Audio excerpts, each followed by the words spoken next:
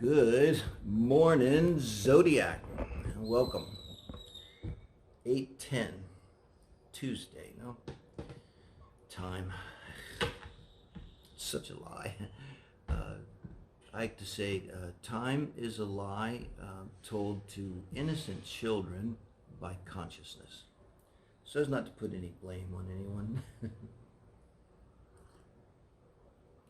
But here we are, moving on. Just going to do the 4-card spread. I'm feeling like today just get assessment, like asking for an assessment. Really not looking for love reading, Spirit, but you know, it's a love and relationship channel, strong.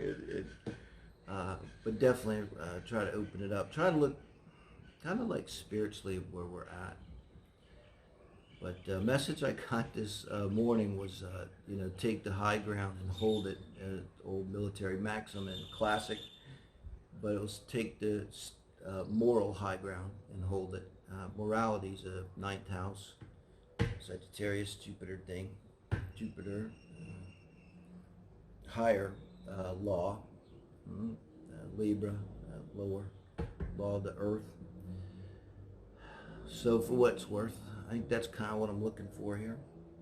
In the name of love and light, so as serves our greatest good, Spirit, you give us some guidance today on the 10th of August. Thank you. Here we are, 10 of Wands. Yeah. I think this, I'm going to go ahead and bang this drum, the aftermath still. This whole week, and look the Wands. And I don't know, maybe you can tell, I'm exhausted, and I've been having trouble sleeping, physically having a lot of pain. I always have a lot of pain, but it's been ridiculous. I feel like this energy, it has been, it brought tremendous clarity, and it's been a spiritually growth oriented, but you know what, I feel like I've just taken a fucking pounding. And I kind of think that's what this is about, because this is where we're at now, where you're at right now in terms of love and relationship. And in this reading, I'm asking Spirit, let's think about our spiritual. How are we holding up?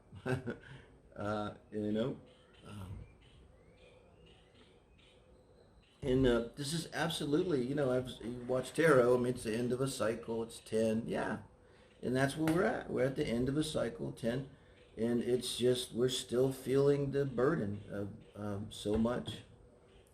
Bottom of the deck. I do read the bottom of the deck heavily here. This little 4-card read for the Soul Tribe, guys. And we have the Knight of Swords. Very, very significant. August 10th, a couple days out, from exiting the portal, technically. He's particularly intent one too. This is coming right at you,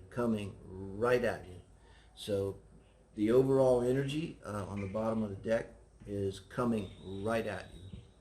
Keep that in mind. And we're kind of asking Spirit, like, how are we holding up?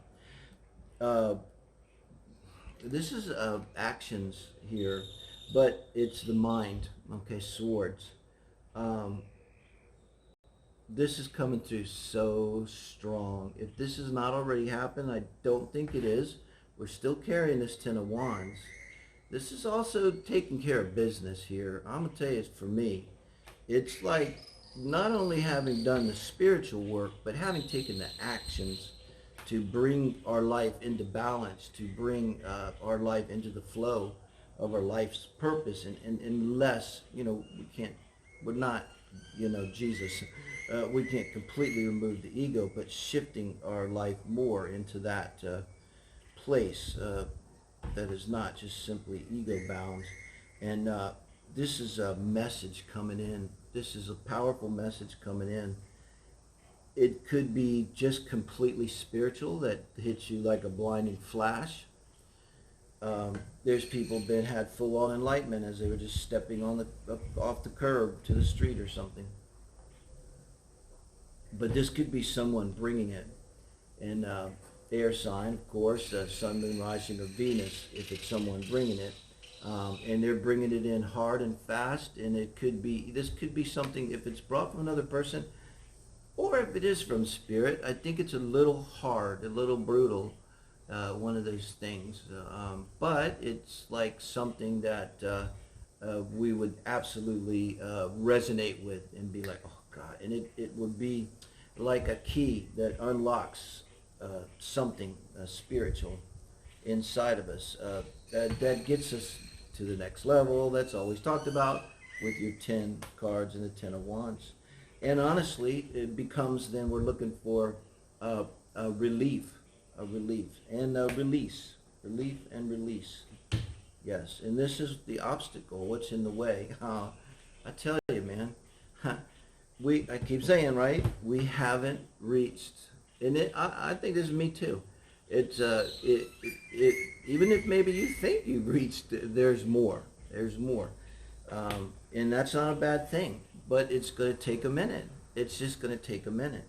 And when we're in the Hanged Man energy, this is what's crossing us, see? So we don't, it's not something that's in our own good, if you understand. What is normally advice for the Hanged Man? To look at things from another perspective, and particularly here, I think it is that, but it's really about a delay, is taking a time out, and I think this is because of the energy that's been hammering us, and the timeline just shifted, man. It's like so amazing, and but we're seeing this. It's like we tried so hard, and I'm talking to people, done the right things, done the good work of self, and tried to really love and tried to align yourself, and you're feeling like, man, come on, God, come on, Spirit, and keeping an eye out for this message. I mean, I don't want to, it could be this, we'll see, for you, something like this. Watch another tarot. I mean, it could be a tarot reading. It could be a dream. It could be, like I say, a blinding flash. Should be somebody screaming in and just saying something that just absolutely nails you, and absolutely just transforms you immediately into this next level. You're not going to be in the Hanged Man anymore. This is your advice from Spirit. Emotionally, you got to walk away from something, guys.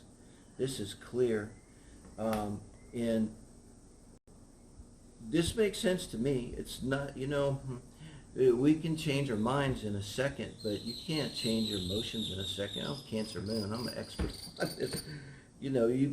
Your mind, if you're especially air dominant, which this could be air dominant energy coming in, which is also logic, which is also mind over heart. Okay, so be looking for that. This is not going to be some parable that you like a Zen koan. What's the sound of two-hand clapping? This is going to be like super clear and just won't be any need for interpretation, and succinct. Unlike me, it'd probably be succinct. So your advice from Spirit, it couldn't be clearer. You need to walk away from something emotionally. And I think then you could say that if we can walk away from whatever this is emotionally, I'll pull a clarifier, see if we get some help, Spirit, thank you, then we won't be in this Hanged Man energy. Or another way to put it, if we're wondering to ourselves, Jesus, are we ever going to get to the mountaintop? It's saying, yes, you will, but you have to let go of something emotionally. Maybe that's what's making it hard for us to get there, no?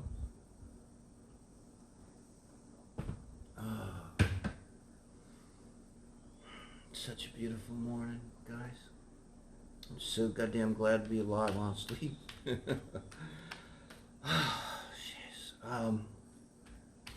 I'm looking for clarification, Spirit, name of light and love, so it serves the greatest good for the soul tribe. On the advice, be a little clear about what emotionally do we have to walk away from? What is it emotionally we have to walk away from? Spirit. Okay. 6 of Wands. Now I just heard it in my head. The second I laid eyes on it, the last sin. The last sin. And it's known that the last sin is spiritual pride. So it's really strong, the Six of Wands here. But what comes in, this is advice from Spirit. Emotionally, walking away something that's tied into the spiritual pride. And maybe the last sin, the 10th one, so if it's the last one, then you're done, right? You're at 10. So I think that's very directly speaking to this 10 of Wands energy that we're in. And the Hanged Man.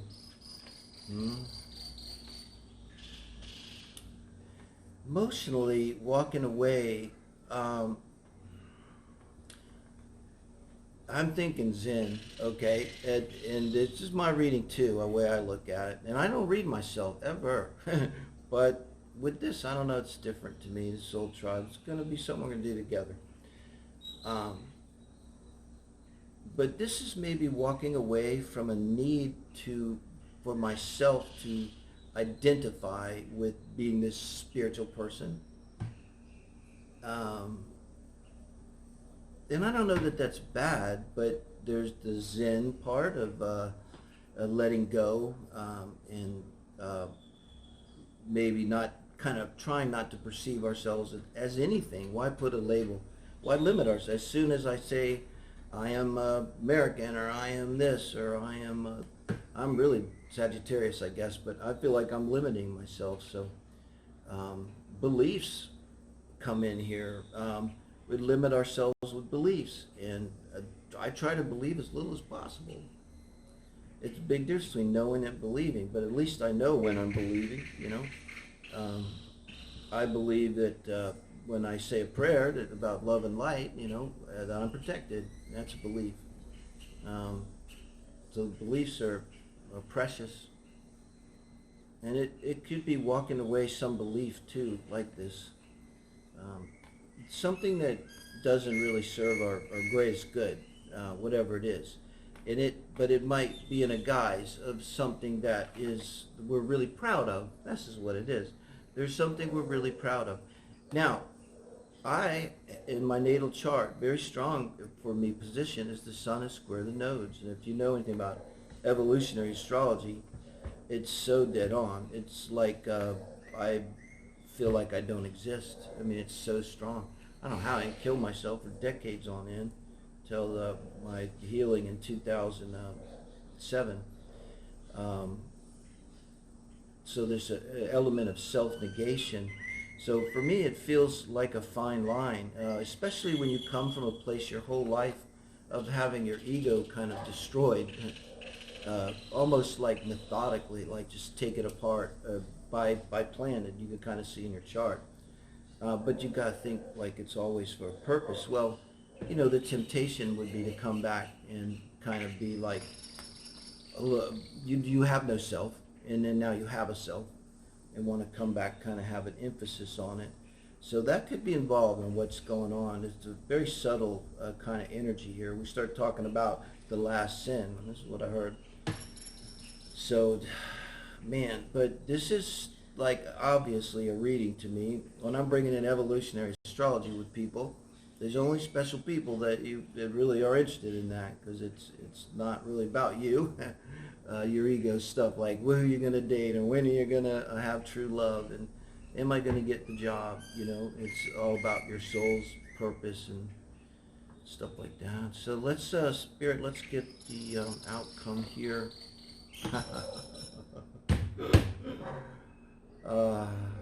Okay, guys. I mean, Taurus, in your chart, mine is the 9th house. 9th house is religion, spirituality, philosophy, the big picture, belief. 9th house is belief. Now, of course, I have no idea where it is for you guys, but it's somewhere, and I think it has significance. Now, the most obvious significance right now is Uranus, and you have the Uranus and Saturn square. That is the dance this year, you know, and it's a destructive dance. And I think what this is the Uranus is coming along, and spiritually speaking, and I hope in the world, and it's breaking down the status quo of ourselves. and it wants to bring in new, and Uranus always wants freedom, right? But this is the outcome. I mean, to go from the Ten of Wands and through this journey where we let go of something, you have to intuit exactly how this works for you. This last sin of spiritual pride. But look, we become the masters. I'm not saying like you run around saying I'm the master, but is this not starting a new cycle? Is this not leveling up? No, we do. We don't, at this point when you're the Hierophant, you don't need someone to tell you what's right and wrong. You know what's right and wrong. You might be the one that tells other people what's right or wrong. You're the one now that says, you know what, I don't care what your government tells you, that's wrong.